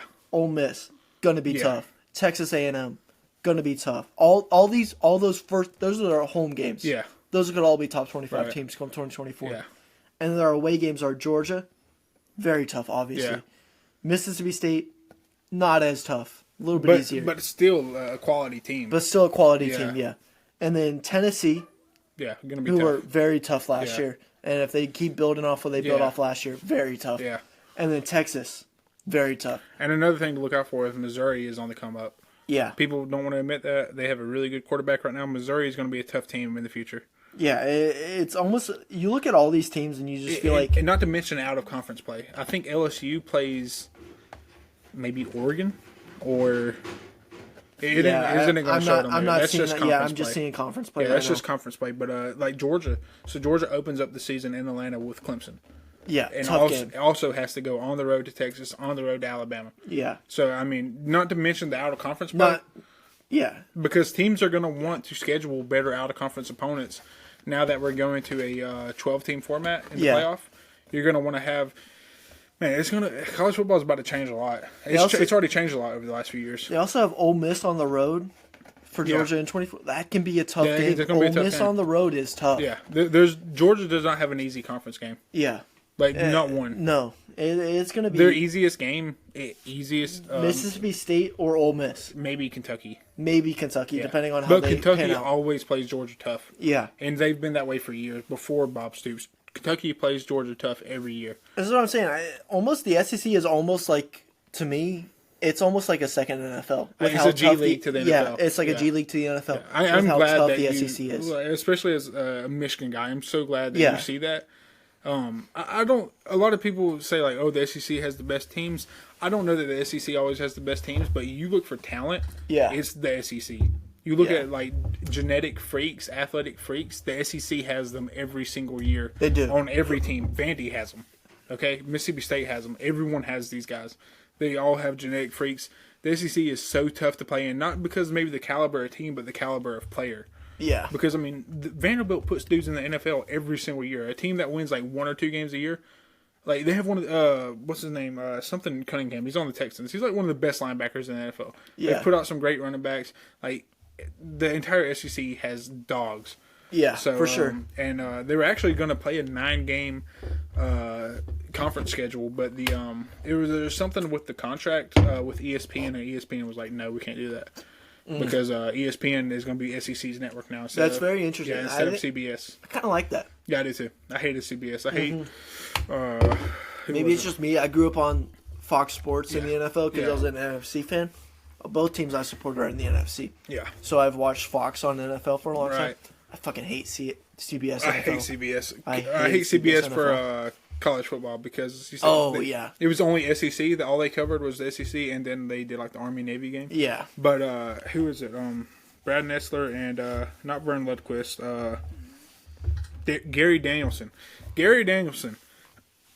Stetson Bennett could throw the most beautiful 60-yard pass down the field, and he'd be like, Bryce Young could have done that better. Yeah. Like, he loves Alabama. He just sucks Let Alabama me tell you, CBS for football, for me, has felt like old guy football. Yeah, yeah. It's not like a new generation of football. Right. It feels like they're trying to stay in the past for football. Yeah. And CBS is, it's just not the... the only thing I'll miss about CBS is the theme song. Yeah. That shit was a banger. I don't know. ESPN does come up with some good theme songs. ESPN has, yeah. Like their Monday Night Football song is iconic. Yeah. Oh, dude, I wish it was still Hank Jr., man. Shout out Hank Jr. Yeah. He used to be the guy. But then it turned out he was a Republican, and so the ESPN was like, no. Is that what, oh, no, Sunday Night Football is Carrie Underwood. Who's the Monday Night Football was Hank Jr. Yeah, who's it now, though? I don't know who it is now. Yeah. But it can't be as good as Hank Jr. let me tell you though, Sunday Night Football has got with Carrie Underwood. Yeah, that's a banger. Oh, Carrie Underwood's the shit too. But you're not a country guy. I'm a country guy. Fucking Hank Jr.'s. I'm not a religious man. I worship Hank Jr. Okay. Yeah, I'm not like that. No, Hank Jr. is pretty much me. He's just a country dude that likes women and drinking beer. And football. And smoking weed. He talks about smoking weed in like every one of his songs. Yeah. So Hank Jr. is the shit for me. But, it's going to be college football, man. It's already changed a lot. It has, for sure. Because of the NIL and stuff like that. But now with the conference realignment. It really feels like Big Ten and SEC are like feeders for the NFL, and then maybe if you're good enough from a smaller school. Another team to look out for with all this realignment going on, San Diego State. San Diego State has told Mountain West Conference, which is the conference that has Fresno State and Boise State. Yeah. It's been a pretty good conference overall. For not been bad, for sure. Yeah, but they're wanting out. So you could see San Diego State, who's been a quality team for years, go to the Pac-12 now because there's going to be spots open there. Yeah. You're going to have the Big 12. They're going to have Houston. They're going to have Cincinnati, BYU, maybe UCF. I think is going to be in the Big 12. Not this season, but next season. So come 2024.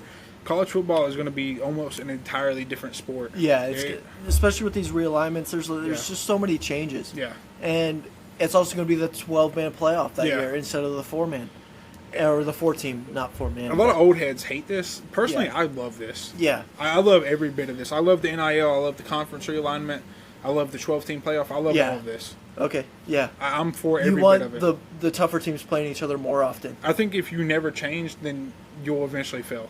Okay. And I agree. Yeah. I think that you have to change, and I think college football has become such a big sport. Yeah. That it was time for change, and changes came, and I think that it's going to be better now. A lot of old heads hate this. A lot of old heads hate Oklahoma and Texas and the SEC. That's just because they love the tradition. Yeah, but for me, it's like I want to see the best teams playing the best teams, and now we're going to have that. Yeah. We're going to get UCLA at Ohio State. We're going to get USC at Michigan. We're going to get USC at Michigan State. We're going to get Oklahoma at Alabama. We're getting in 2 years. We're getting USC versus Michigan and UCLA versus Michigan. Yeah. One home, one away. That's awesome to me. Yeah, and not to mention Oregon wants to join the Big Ten too. Big Ten's not taking anybody else right now, but they want to be in it. So you could potentially see that down the road. But and the Big 12 is another conference that's really interesting with the realignment going on. Big 12 is the third best conference for sure.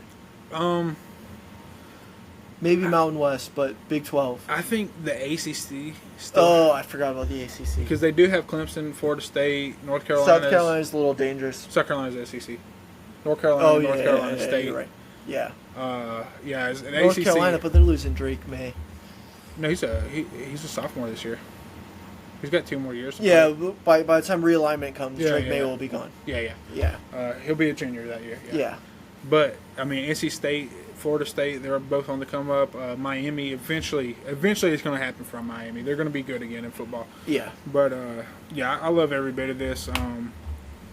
I would say ACC is still the third best because the Big 12 is losing Texas and Oklahoma. Yeah. But they're adding BYU, who's been a good team for years. They're adding Cincinnati, who was just in the playoffs. That's what I'm saying. BYU's adding, or Big 12's adding some good teams to their conference, and ACC really just have Clemson. Since we're not making money yet, I'll just go ahead and say it. If BYU could just get some black guys on their team. Well, they're racist. Yeah, I guess so. Yeah. The BYU, they're racist Mormons. Yeah. They literally believe that black people can't go to heaven. But if they believed black people could play running back, then they would be really good. Because they've had some really good white quarterbacks.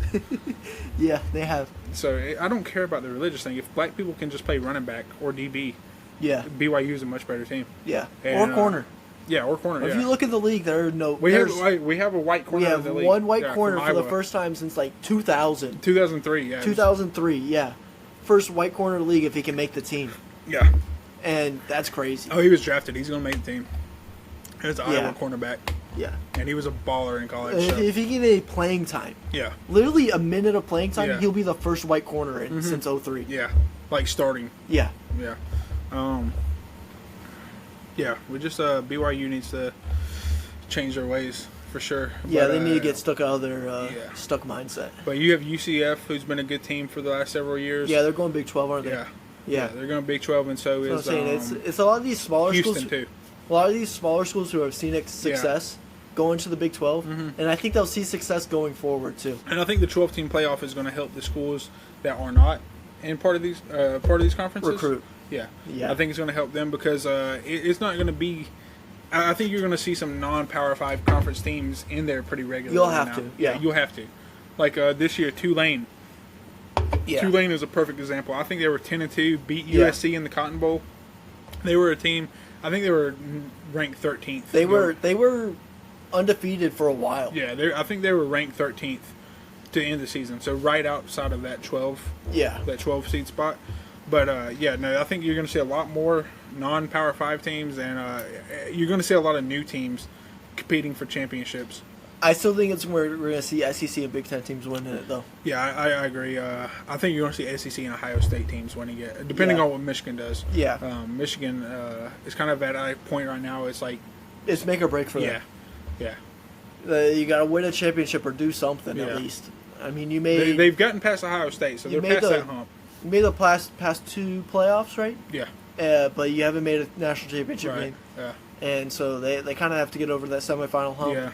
They've gotten over the Ohio State hump the last couple of years for sure, where Ohio State was just dominating them. Looking ahead, I think Michigan is the team in the Big Ten. Yeah. Over Ohio State. Yeah. I think Ohio State's going to take a little bit. Honestly, I believe Jim Harbaugh is a great coach. Mm-hmm. And he's doing a lot for that Michigan program. So it'll be very interesting in the future, though. I think Georgia might have broke Ryan Day mentally. Yeah. Because Ryan Day was acting out on the sidelines in the Peach Bowl. Yeah. Because Ryan Day's usually a pretty conserved guy, but he was very arrogant in the Peach Bowl. And then Georgia started scoring touchdowns, and then he kind of went away, and he was kind of being his normal self. I think that Georgia could have broken Ohio State mentally. Yeah. Because they showed we didn't show up for 3 quarters. We showed up for 1 quarter and beat y'all. Yeah. They took us 1 quarter of playing good football for us to beat you. So, fuck anybody that says, Ohio State got robbed. No, they didn't. No, Georgia played bad. Georgia was a championship team, and they showed up in the 4th quarter when it mattered most, and they won. Yeah. So. Yeah, college football is going to be very exciting. Yeah. It'll be weird how it correlates also with college basketball. Yeah. With alignments. Right. Notre Dame's the big one. Notre Dame, they've been in ACC basketball for years now. Yeah. For years now, but they haven't been part of ACC football or anything. And I wonder if this will take effect with all the other sports. Is USC going to be in the Big Ten now for basketball, or is UCLA? Because UCLA and Big Ten basketball, it goes crazy. That would be insane. That would be. And you got Bronny at USC now. Yeah. Yeah. No, that would be awesome. It would be insane because UCLA have been a powerhouse for the last 2-3 years now. Yeah. And Big Ten teams have been good, but they play very different type of basketball than UCLA plays basketball. Right. And so it'll be very interesting to see how it affects the basketball side of it too. Yeah. If they join the Big Ten in basketball, they might stay Pac-12 for basketball. Right. Who knows? Yeah. Because obviously that can happen because ACC has Notre Dame in basketball, but independent in football. Yeah, so it's a possibility. It'll be really weird if we end up seeing. It'd be funny if we see college teams end up in multiple conferences based on the sport and how that ends up. And I think there should be a rule against that. Yeah, I think you should have to be one conference through and through. Yeah. If in Notre Dame's situation, I'm okay with them. I'm not okay with them being an independent in football. Yeah. But I'm okay with them not being in a conference necessarily. Versus if Notre Dame was in the Big Ten and their basketball program was in the ACC. Mm-hmm. At least in football, they're independent. They're in their conference. They're not in another conference. But if USC is in the Big Ten in football, they should be in the Big Ten in basketball. Yeah. So. It'll be very interesting to see. Yeah. The realignments are honestly very interesting to me. Yeah. It just brings up a whole bunch of scenarios that. And you're going to see so many great matchups. Yeah. I mean, there's going to be almost no weekend in college football where it's there's some lame games on this weekend. Yeah, no, you're always going to have a good SEC game. Yeah, you're always going to. And in the Big Ten, too. Yeah. USC is going to be playing somebody. UCLA is going to be playing somebody. It's going to be very fun to watch college football. Yeah. It's going to be good college football, good basketball, too. Yeah. And I think this is going to I think this is good for the evolution of football. I think that we're going to see these conference realignments. So now you have Oklahoma and Texas who have been in a so-so conference for years now, playing in the SEC. Yeah. They're going to be playing against better football players. Yeah, throughout the whole year. Not just year. 2 games a year. And the same thing with USC and UCLA. Yeah. I think that this is going to translate into the league in the NFL. Yeah. Where it's I think you're going to have so many good players now. Yeah. And I think, honestly, at least one or two of these programs that we've seen have been elite in the past years become mediocre. Oh, you think so? I think so. They're not bad. Who do you think? I don't know who it's going to be. I kind of think Oklahoma.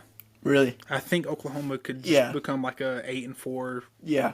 Where they just become an average team because they don't, like, they've just been offense. Oklahoma's kind of especially with Lincoln Riley. Yeah. They've been all offense, no defense. And now they have Brent Venables, who's a defensive guy. Yeah. Trying to build a defense on a team that has not recruited a defensive player in years. Yeah. So Oklahoma's been kind of doing this while Texas has been kind of doing this. So I think that Oklahoma could be the team that kind of has a disadvantage. Yeah, that's fair. Yeah.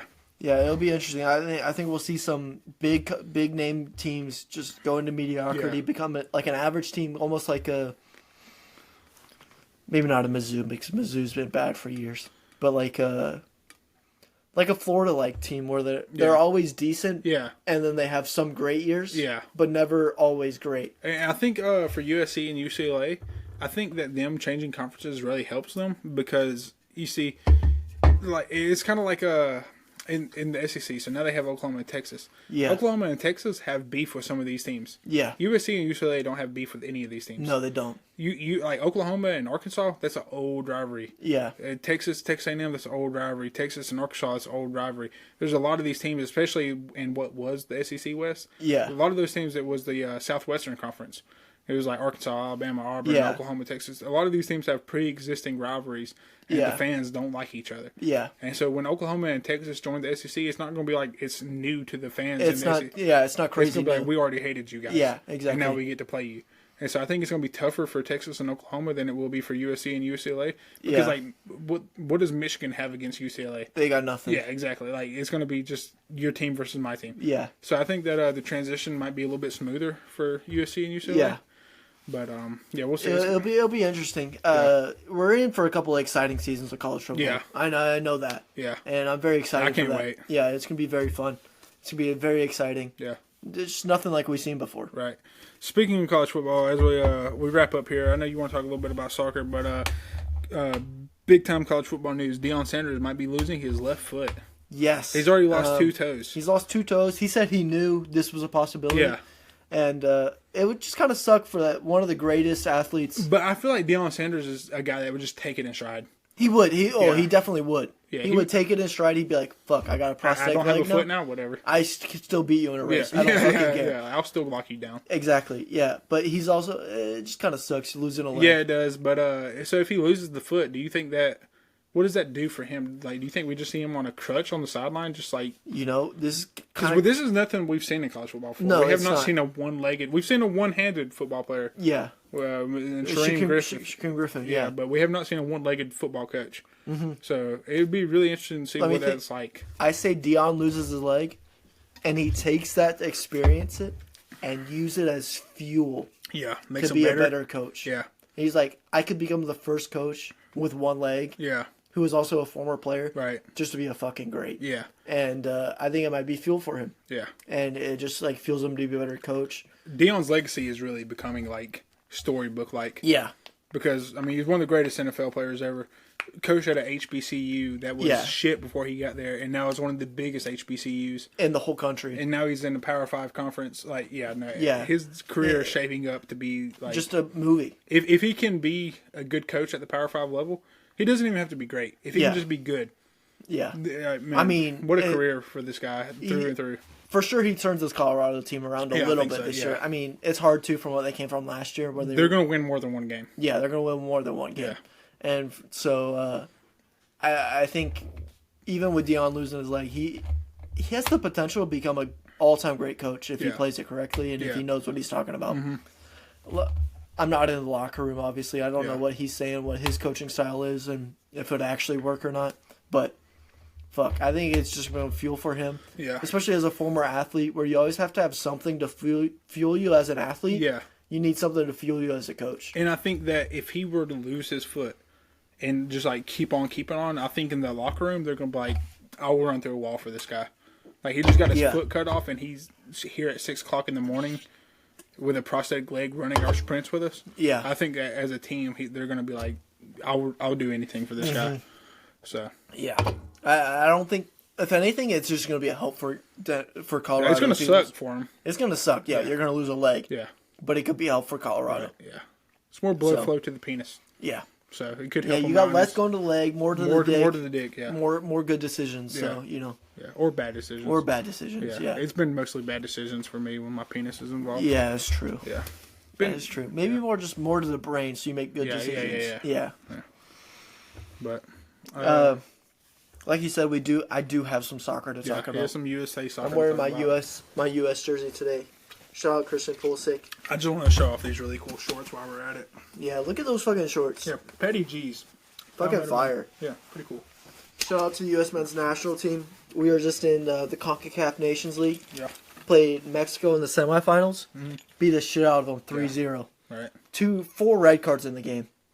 Red cards, you're kicked out of the game. Oh, okay. You're not playing anymore. You're playing with... Oh, so Mexico was just so heated that they started... No. Both sides. Oh, okay. It was just a full-on brawl. Yeah. They were fucking fighting each other. Yeah. A red card, you're off the field. You're playing with one less player for the rest of the game. Yeah. So you start with 11. If you get a red card, you're playing with 10 people. Yeah. Both teams got 2 red cards. So they're playing with 9 people at the end of the game. Yeah. And I don't know if you know this about soccer. If you get subbed out, you can't come back in. Okay. So you only get... Now it's 5 subs a game. Mm-hmm. There's 3 different times. That's really interesting. There's 3 different times but you have 5 subs to make, but you can only make 3 different times where you sub people. Does that make sense? That they can come back in? Yeah. No. They can't come back in. If they come off, you can't come back in. Okay. But there's 3 times, like, you get 3 subs a game where someone comes on, but you have 5 people to sub. Okay. So you have 5 people to come on. Yeah. But you only 3 different times you use them. You can't make 5 different times where someone comes on. Okay.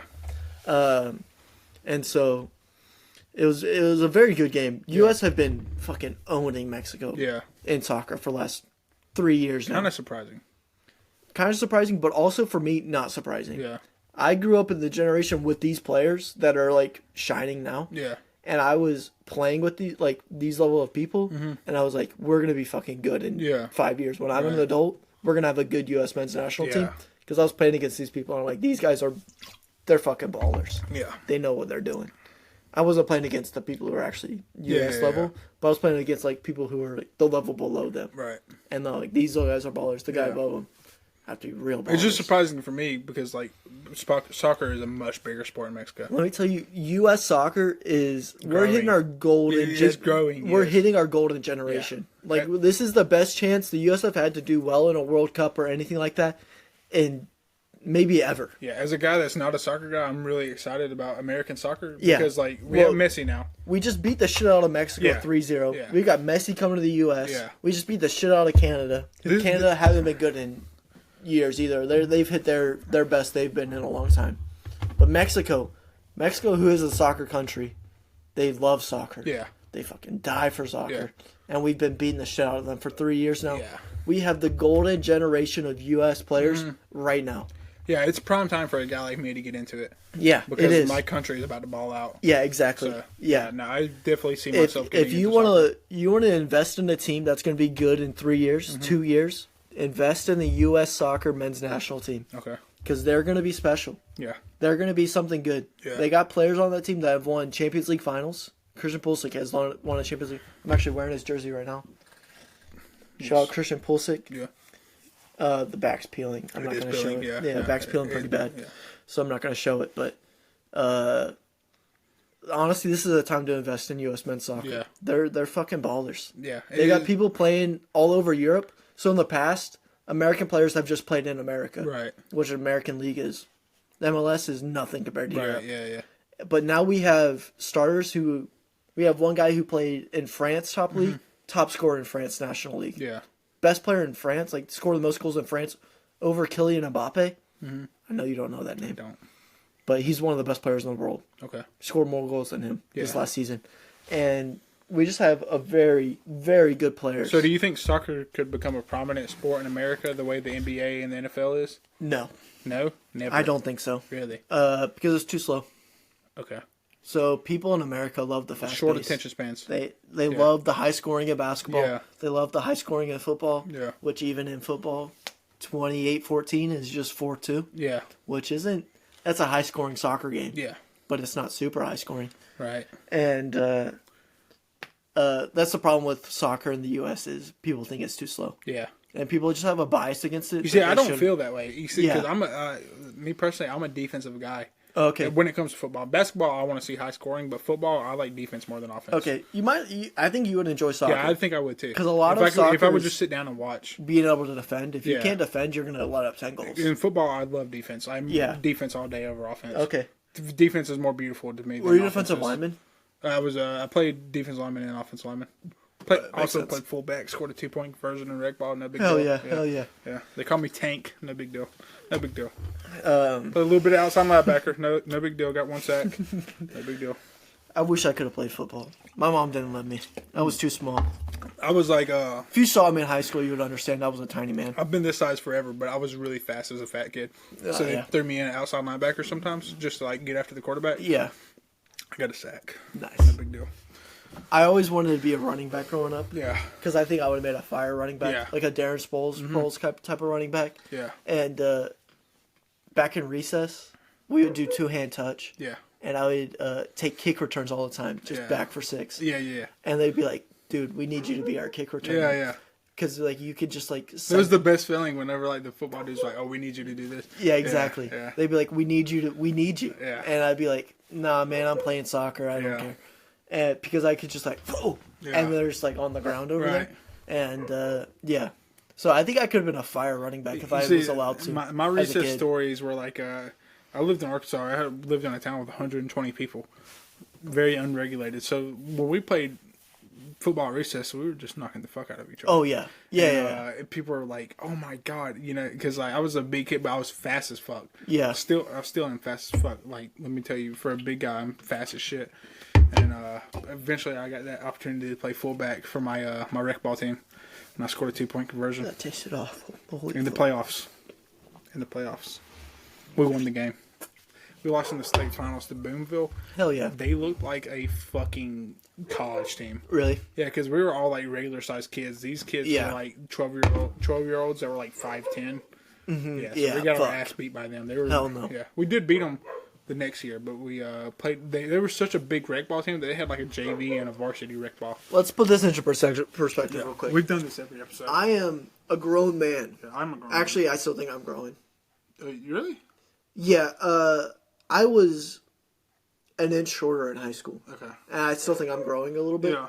But I am 5'7" right now. Okay. You're 5'7". Yeah, something like that. I'll take 5'7". I think I'm like 5'6". 5'6", 5'7". I'll take 5'6". We're about the same height here. Yeah. If you look at it, our heads are very even. I've gotten shorter since high school. Really? I've lifted a lot of weights. I've gotten taller. I've gotten really strong since high school. But imagine someone 2 inches taller than us. Yeah. In middle school. Right, yeah. That's fucking scary. I know my middle school cousin is taller than me. That's fucking crazy. Yeah, and it's not a good feeling. Yeah, no. It's not a good feeling. I come from a short family. Yeah. Literally everyone in my family is short. My mom's side, my mom's like 5'1". All her uncles and shit are like fucking 6'1". Yeah. My dad, he was like 6 foot tall, but he's had a lot of surgeries on his back and shit. So he's like 5'10" now, 5'9". But I started lifting weights when I got out of high school and made me short. Yeah. Because it turns out putting like 450 pounds on your back and squatting it. Not good for you. Not good for your height. No. Yeah, not good for your height. Good for your legs. Yeah. Not great for your spine. Some fucking strong ass legs. Yeah. But no. I've done this before. It's gonna like compress your spine. Ooh. You know what the? Oh, dude, I got a cramp. I've been cramping really bad here lately. I don't know if I showed these off yet. But look at my tattoos. They're fucking sick. I look like probably like a rapper or something with this one. I'm not as cool as a rapper, but this is pretty cool. Also, if you can't realize, a lot of people think this is a diaper. This is not a diaper. It's not a diaper. Oh wait, let me get the mic.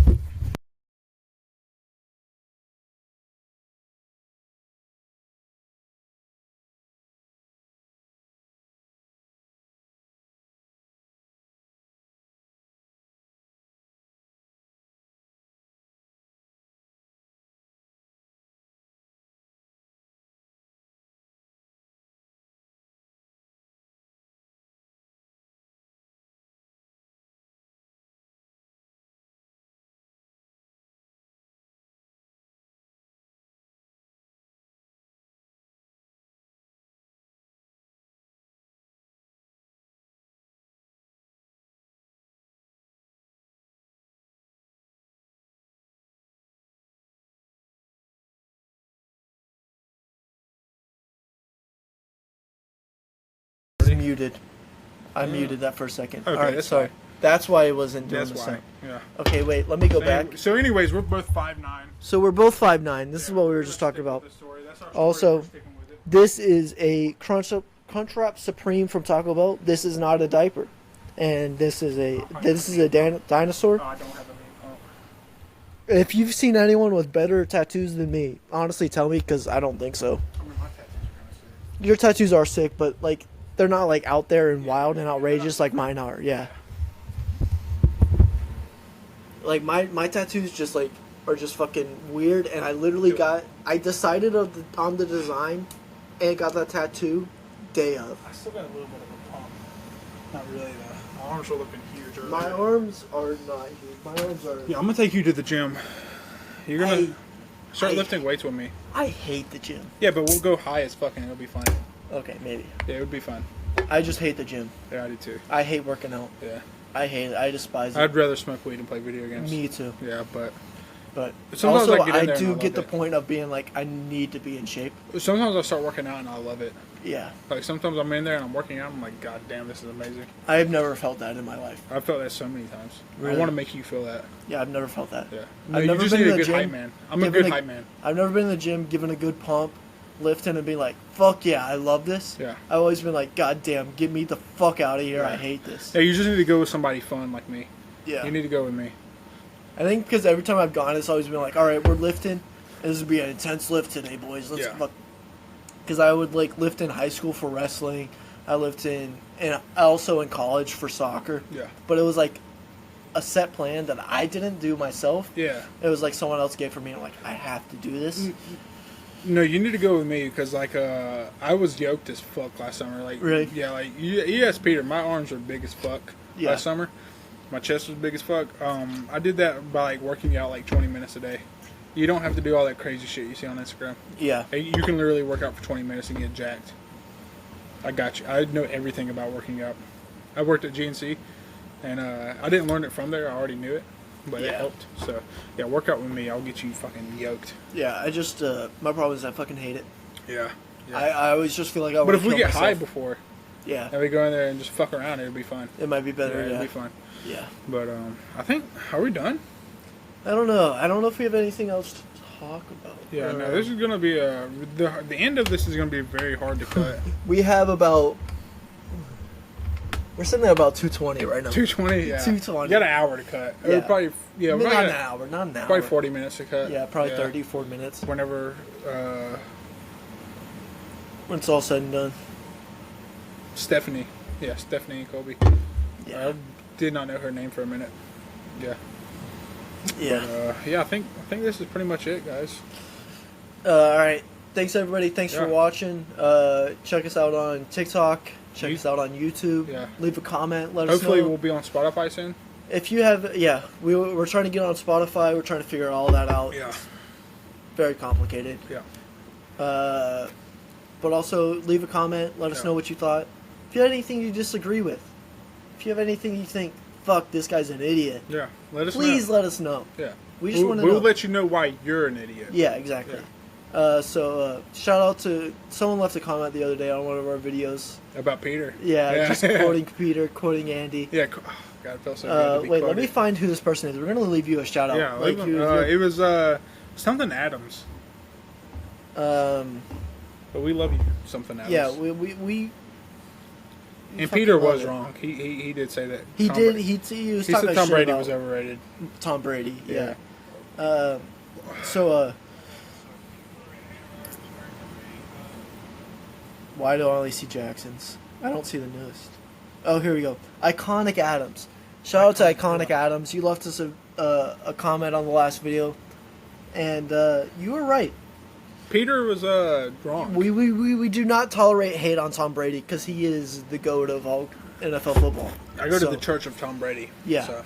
And so shout out to Iconic Adams. Yeah. Leave us a comment if you want to, you get a shout out just like Iconic Adams did. Yeah. You never know. Yeah, thank you, Iconic Adams. Yeah. You're iconic in this podcast. You are definitely iconic. Yeah. So build a stepping stone for us. Thanks for watching. Yep. See y'all later. See you guys later.